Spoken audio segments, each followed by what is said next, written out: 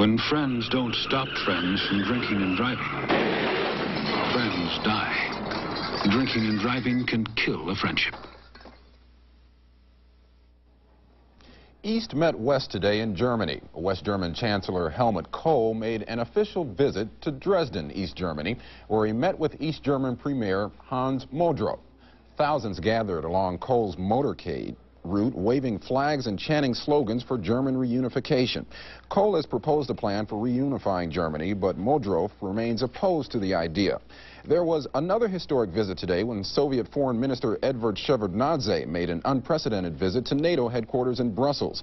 Shevardnadze and NATO Secretary General Manfred Werner discussed arms control, among other things. Shevardnadze reportedly invited the Secretary General to visit Moscow. In Panama, tensions are high today after a U.S. soldier shot and wounded a Panamanian policeman. Yesterday's incident follows a weekend of violence in which a U.S. officer died. In an interview with Wire Service reporters, President Bush said events in Panama are of tremendous concern to him, and he may not rule out military response. Mr. Bush said some options exist that cannot be discussed. Panama has declared war against the United States and moved the U.S. treats as a military act by an illegal government. The only state of war that we think exists in Panama is between Noriega and the Panamanian people. The president says the U.S. failure to drive General Manuel Noriega from power has been an enormous frustration of his first year in office. Humorist Art Buchwald says he wrote a screenplay out of which Eddie Murphy's 1988 hit movie Coming to America was made. Murphy and his co-star in the film, talk show host Arsenio Hall, insist that they and two others wrote the story. Buchwald is suing Paramount Pictures for $5 million for breach of contract. Hall testified yesterday that he never saw or heard of Buchwald's screenplay, and Hall called any suggestion to the contrary an insult. Outside the court, he made Buchwald an offer.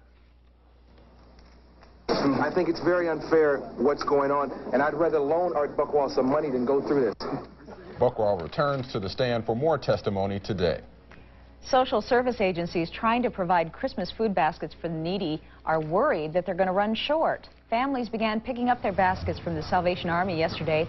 36 families were scheduled every half hour.